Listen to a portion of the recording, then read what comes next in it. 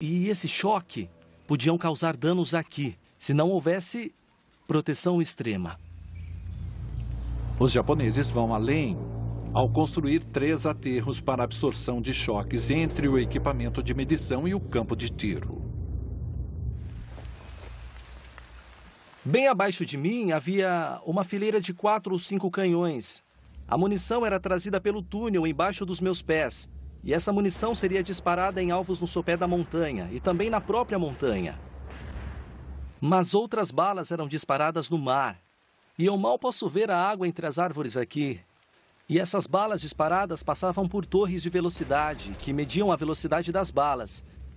E comprovavam que os canhões atiravam a incríveis 40 quilômetros.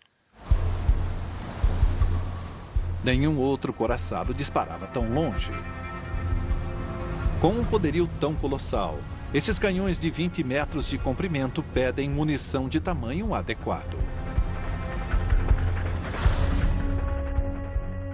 O professor Toshi Minohara localizou uma das pouquíssimas cápsulas que ainda existem.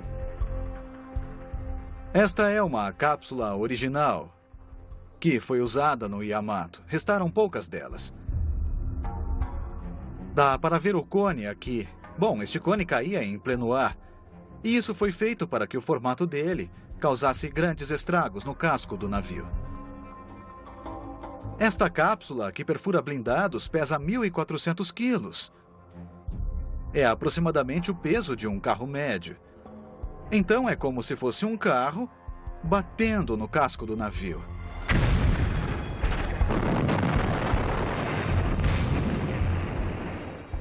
O Yamato supera em armas qualquer navio do mundo, mas Hiraga está determinado a protegê-lo com uma blindagem bem grossa. Este é um couraçado que foi projetado para absorver todo tipo de castigo. Mike Pavelec está com um dos poucos pedaços que restaram desta chapa blindada. Este é um pedaço do aço blindado para as torres do couraçado classe Yamato, que era a cobertura das torres. São 65 centímetros de aço endurecido, incrivelmente forte, incrivelmente pesado. Esta peça foi trazida do Japão no fim da guerra. Os americanos a encontraram num estaleiro japonês e a trouxeram para ser testada.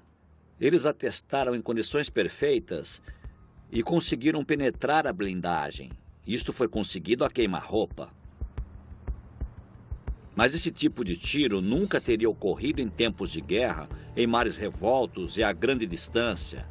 Esta é uma blindagem virtualmente impenetrável em tempos de guerra.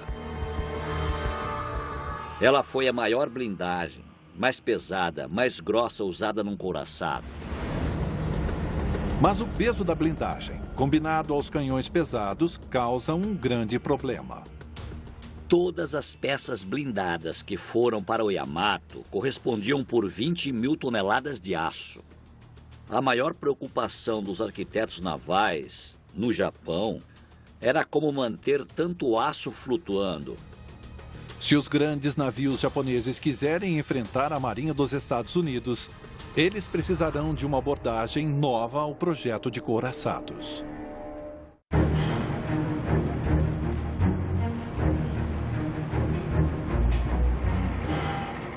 No esforço de criar uma super fortaleza flutuante, o arquiteto naval Hiraga e sua equipe criam uma série de inovações tecnológicas. Um dos modos de reduzir o peso de toda esta blindagem era soldando-a com solda elétrica, em vez de usar rebites, que são mais pesados. Outra coisa que os japoneses fizeram foi tornar a blindagem parte da estrutura, em vez de acrescentá-la depois que aquilo estivesse feita. O casco do navio também é blindado, num design chamado Tudo ou Nada, que protege apenas o setor central vital do navio. Proa e popa, mais vulneráveis, são divididos em mais de 1000 compartimentos impermeáveis que permitem que parte deles sejam lacrados ou inundados conforme necessário.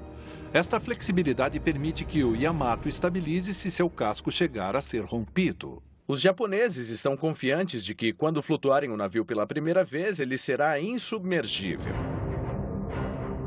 No verão de 1941, o Japão está entrando numa guerra brutal para conquistar a Ásia. Em retaliação, os Estados Unidos e seus aliados congelam os bens japoneses e declaram um embargo de petróleo. Em 7 de dezembro de 1941, com o Yamato apenas a uma semana de ser comissionado, os japoneses sentem-se prontos para tomar o Pacífico. O almirante Yamamoto, o comandante em chefe da frota japonesa, lança um ataque surpresa a Pearl Harbor, no Havaí.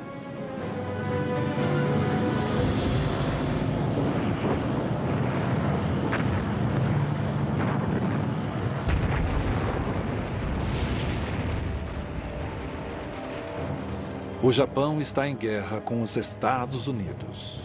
Ao planejar o ataque japonês a Pearl Harbor, a liderança japonesa quis dar nos americanos um nocaute, que simplesmente os impediria de combater os japoneses e assim eles poderiam estabelecer seu império no Pacífico. Mas o almirante Yamamoto tinha dúvidas, conforme ele revela numa carta para um jornal japonês. Um militar dificilmente pode se orgulhar de ter vencido o inimigo adormecido. É mais uma questão de vergonha para o que foi batido. Eu prefiro ter uma avaliação depois de ver o que o inimigo faz. É certo que, irado e ultrajado, ele fará um contra-ataque determinado. Em 16 de dezembro, 9 dias após Pearl Harbor, o primeiro mega navio japonês, o Yamato, é formalmente lançado em Kyoto. O Yamato, batizado com uma palavra antiga para Japão, se torna nau-almirante da Marinha Japonesa. O almirante Yamamoto começa a prepará-lo para a batalha. O Yamato enfrenta seu primeiro teste em junho de 1942. O plano japonês era eliminar a marinha americana nas ilhas Midway. O almirante Yamamoto usa o Yamato como seu centro de comando, a 500 quilômetros do ataque inicial, armado e pronto para emboscar os americanos quando estes forem atraídos em sua direção. A primeira unidade atacará o porta-avião e depois afundará os couraçados. A segunda fará o possível para afundar todo o resto da frota deles. Mas Yamamoto não sabe que os americanos decifraram suas mensagens em código para a frota e estão esperando o ataque. Como os japoneses tentavam ocultar suas verdadeiras intenções dos americanos, suas forças estavam muito divididas. Então, seus porta-aviões ficaram separados da nau capitânia, então o Yamato está longe dos porta-aviões. A frota japonesa é emboscada por um ataque aéreo americano. 4 porta-aviões japoneses são perdidos.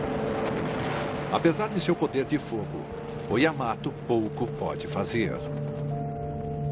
De tão decididos em superarem armas dos americanos, os japoneses deixaram de prever sua vulnerabilidade a um ataque aéreo em massa.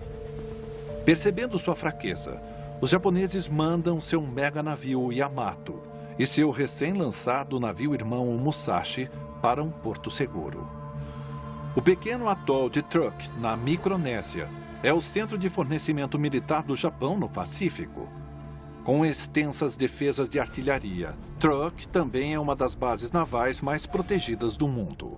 Truk é importante para os japoneses porque é uma base valiosa no Pacífico Sul.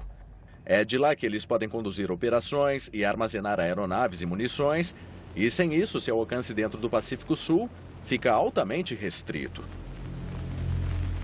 Em Truk, Tony Pollard está explorando as extensas fortificações destinadas a defender o Yamato e o Musashi ancorados na lagoa. Os japoneses tiveram trabalho para defender as ilhas na lagoa de Truk. E aqui está um exemplo fantástico de uma dessas defesas. Uma casamata muito robusta, bem na ponta da praia. Aliás, ela desabou no mar, mas ela estaria ligeiramente recuada na praia. Vários tiros na lateral, voltados para a praia toda e para o mar. E veja só, consigo ver daqui que o concreto tem uns 2 metros de espessura. Uau, olha isso! Evidência de um impacto. Ele só conseguiu fazer um buraquinho.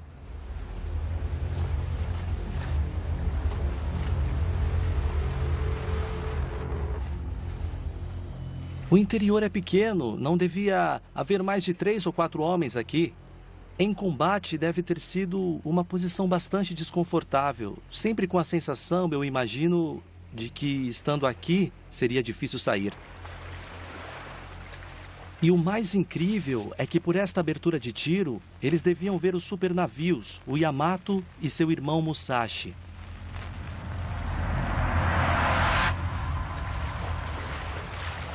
Para proteger a estrela da frota japonesa de algum ataque aéreo inimigo, eles precisarão de algo com muito mais poder de fogo.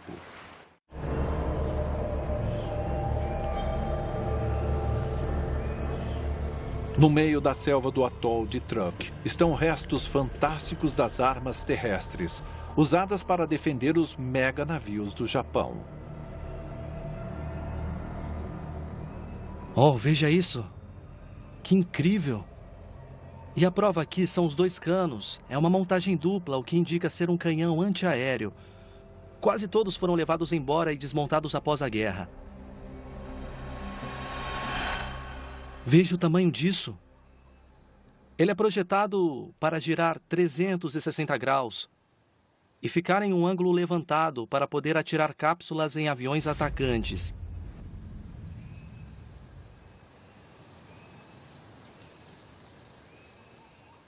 E aqui é a cabine onde sentava o soldado, com peças de observação para usar.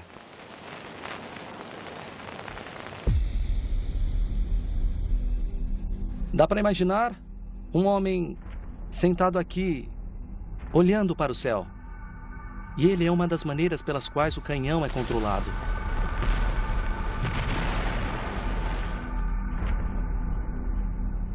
Ainda dá para ver os rolamentos e engrenagens, uma peça de maquinaria incrivelmente complexa. Mas na época, ela teria sido altamente móvel e capaz de cobrir a baía onde estava o Yamato. E, caso fosse necessário, poderia oferecer fogo defensivo. O Yamato tem seus grandes canhões, mas eles são totalmente ineficazes contra ataques aéreos. Então ele conta com estas defesas terrestres.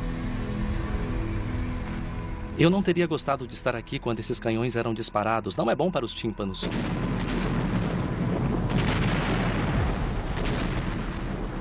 E podemos ver, pelo diâmetro da boca, são 12,7 centímetros ou mais 4 de polegadas e estas são as cápsulas pesadas, mas explodem no ar.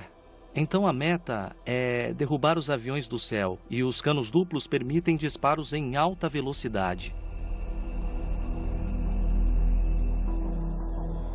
Estes nichos rasos estão dispostos ao redor da beirada da base do canhão no concreto e eles deveriam fornecer quantidades limitadas de munição pronta para o uso, já preparada para um canhão. E a questão é que, qualquer que seja a direção apontada, sempre haverá um desses por perto. Então, recarregar rápido é essencial aqui, se for para proteger a frota com esta cobertura antiaérea. E não tardará para que sejam chamados para proteger o Yamato. Em agosto de 1942, a ilha de Guadalcanal é atacada quando os Estados Unidos lançam sua primeira grande ofensiva na Guerra do Pacífico. Yamamoto planeja uma ação decisiva para expulsá-los da ilha, mas munição e rações de comida estão escasseando.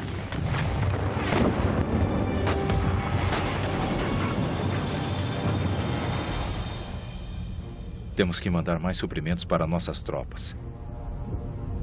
Se o exército está faminto, então a marinha deve se envergonhar. Entendido. Yamamoto manda um total de 53 navios, mas não o Yamato.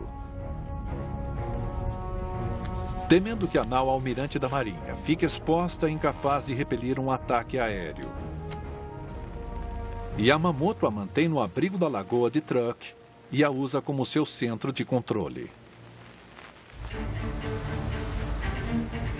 Se posto em ação, o Yamato poderia ter usado seu devastador poder de fogo para ajudar a impedir o ataque americano.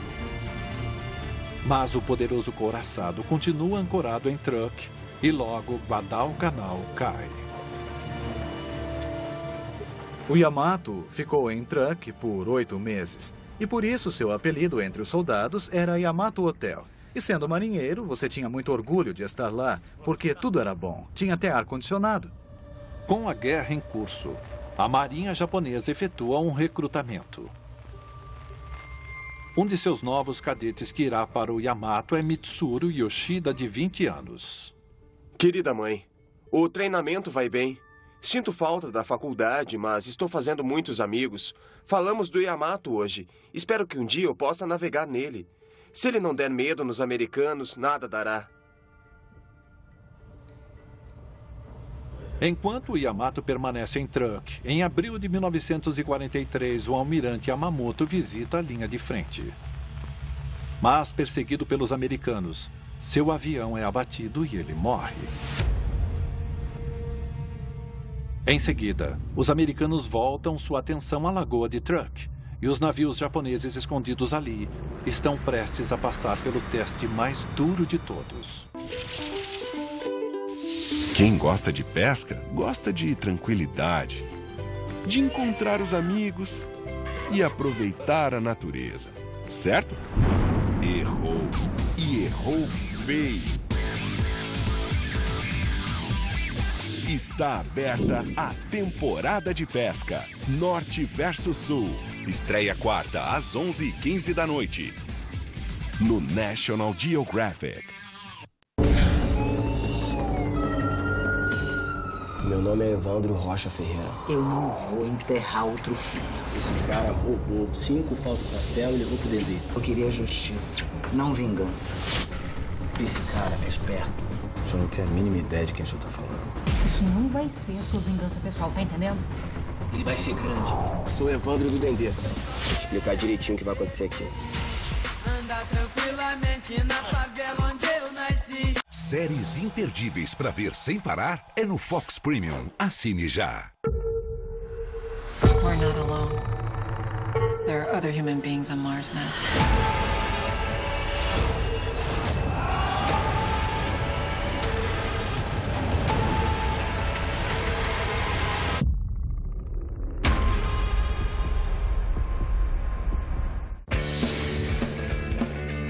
Que tal tirar umas férias? Sentir a natureza, fazer amigos, relaxar. Relaxar? A corrente e o vento estão me jogando para todo lado. Sobrevivente Primitivo com Hazen Aldel. Estreia dia 23, 9 da noite, no National Geographic. Pouco antes do amanhecer de 17 de fevereiro de 1944, os americanos lançam a Operação Granizo. A lagoa de Truk, lá do Yamato, e de centenas de navios e aviões japoneses, está sob ataque.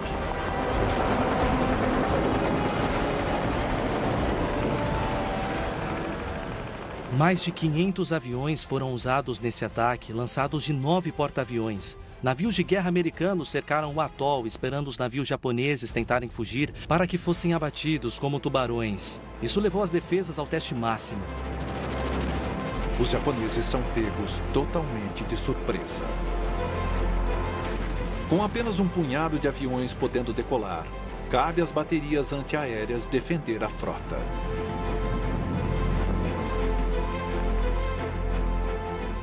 Tony Pollard está se dirigindo a outra perturbadora relíquia desta batalha épica. A defesa japonesa de Truk era dirigida de um centro de comando na ponta oriental da lagoa.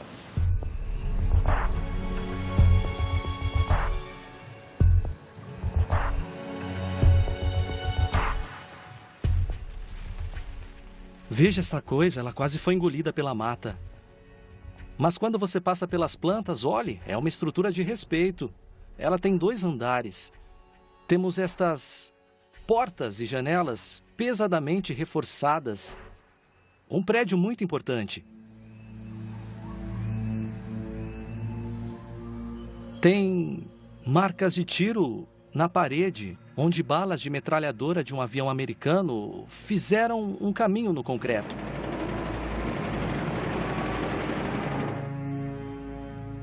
Mas quando vamos para este lado, a história muda completamente. Veja isto, que estrago admirável.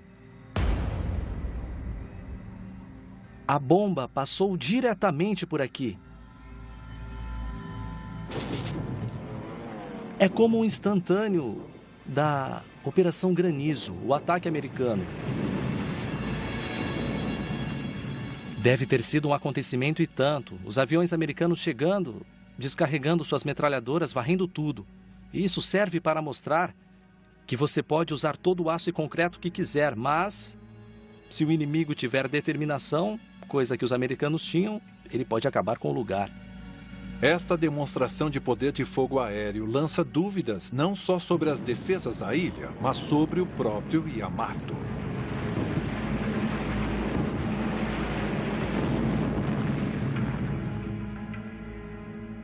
Veja esse pedaço. Pode balançá-lo como um pêndulo e são essas vigas de aço reforçado que o mantém suspenso. As ilhas são dizimadas, com 270 aviões destruídos e 175 mil toneladas de navios afundadas. Se os japoneses precisavam de um lembrete da importância de aviões lançados de porta-aviões, Truk é a batalha que demonstra isso definitivamente. Alguns navios evitam o ataque. Antecipando uma ofensiva, os japoneses levam o Yamato e o Musashi para a segurança. Com Truk dizimada, os mega navios da classe Yamato estão agora mais vulneráveis ao ataque aéreo do que antes, e os japoneses aperfeiçoam os navios com armamentos antiaéreos.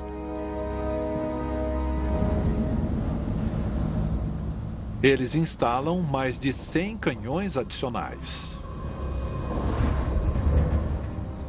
Em outubro de 1944, o trabalho está terminado e o Yamato e o Musashi partem para a batalha no Golfo de Leyte, o maior confronto naval da Segunda Grande Guerra.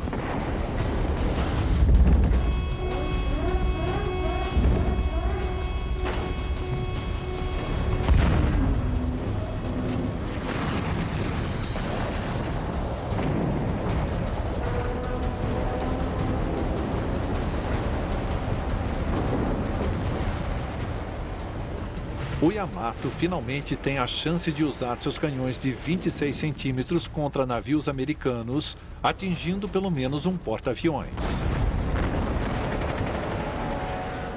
Mas sua blindagem também encara o primeiro grande teste. Visto nestas raras e liberadas fotografias da Marinha Americana, esse é o momento em que o Yamato é atingido por duas bombas. As torres de tiro são protegidas por 66 centímetros de blindagem, mas o convés é mais vulnerável e uma bomba penetra no alojamento da tripulação. Apesar do estrago, Yamato escapa, enquanto os americanos concentram seus esforços no Musashi. A Batalha do Golfo de Leyte é um desastre para os japoneses. Os americanos tinham desenvolvido um tipo novo de explosivo, o Torpex, com 2 vezes a força do TNT. E as estimativas pré-guerra de quanto estrago esses couraçados poderiam absorver se baseavam numa ogiva cheia de TNT, não de Torpex. Estima-se que algo entre 11 e 15 torpedos atingiram o Musashi. Além disso, cerca de 16 bombas também o atingiram. E é essa combinação de muitos torpedos com ogivas mais poderosas o atingindo que dá fim ao Musashi. Fotografia liberada pela Marinha dos Estados Unidos. O Musashi afunda com a perda de mais de 1.000 vidas. 21 marinheiros japoneses morrem ou ficam feridos a bordo do Yamato, e um de seus substitutos é o cadete naval Mitsuru Yoshida. Querida mãe, só 1 ano para treinar. Foi difícil, mas boas novas. Eu fui designado para o Yamato. Eu nunca senti tanto orgulho. Todos estão contando comigo e meus 3.000 colegas a bordo. Não falharemos com nosso país nem nosso imperador. Apenas 4 meses depois de ir a bordo, Yoshida e o Yamato se preparam para a que seria sua batalha final.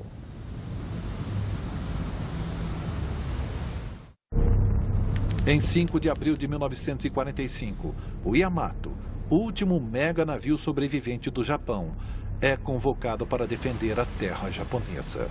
Quem dá a ordem é o almirante Soemu Toyoda. Rume para o oeste de Okinawa para atacar todos eles e destruí-los. Sim, senhor. A ilha japonesa de Okinawa, 560 quilômetros ao sul do Japão insular, está sob ataque. Se perderem a ilha, então o Japão será o próximo a cair. O plano de Toyoda era o Yamato e seus 9 navios de apoio virem para cá, Okinawa, e combater a armada invasora americana com seus canhões enormes. E estamos falando de cerca de 1.500 navios americanos. Se necessário, o Yamato aportaria e se transformaria numa fortaleza, usando seus canhões a partir da costa. Era um plano muito louco, suicida. Na tarde de 6 de abril, o Yamato ruma com 9 navios escolta, mas sem cobertura aérea.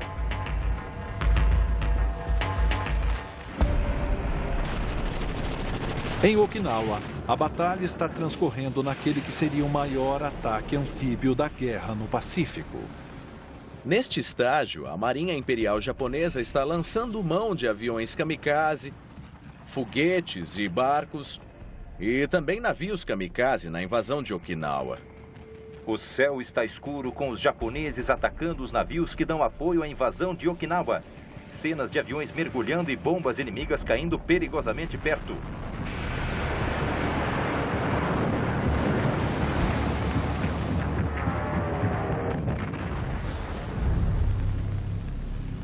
O Yamato ainda está a 1 dia de Okinawa. Na ponte, cabe ao segundo-tenente Yoshida vigiar. Um papel de prestígio para alguém tão jovem. Ele está ansioso para atacar o inimigo. Como esperamos este momento? É nossa a grande honra de sermos protetores da nação. Um dia mostraremos sermos dignos. Mas o sonho de Yoshida não se realizará.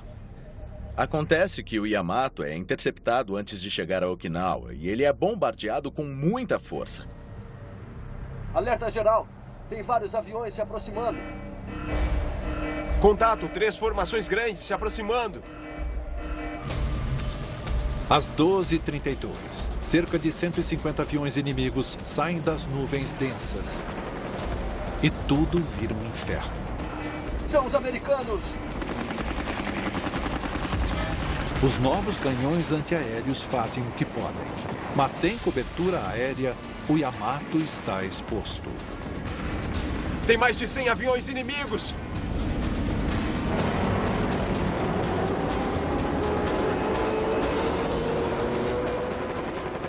Duas formações, alcance 25.000 metros, direção 85 graus. O Yamato é atacado com balas e bombas. Mas a maior ameaça à sua blindagem são os torpedos. 2 Grumãs, bombordo 25 graus, elevação 8 graus, alcance 4.000 metros, voando a este bordo. Os rastros dos torpedos são de um branco bonito no mar, como se alguém passasse uma agulha pela água. Eles estão vindo, mirando no Yamato de uma dúzia de direções diferentes.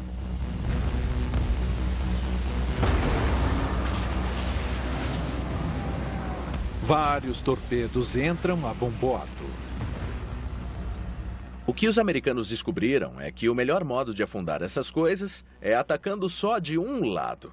Assim, o aparelho de correção que eles têm no couraçado não tem como atuar. Controle de água, QG foi atingido por um torpedo.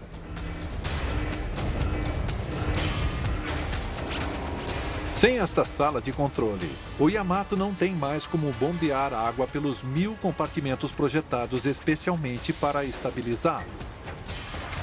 Para quem está na sala de controle, não há escapatória. Às 14 horas, o Yamato está inclinado a 20 graus e é dada a ordem para abandonar o navio. Não há esperança de estabilizar! Fujam! Com seu bombordo inundado, o poderoso couraçado insubmergível começa a afundar. Enquanto ele afunda, o depósito de munições traseiro explode.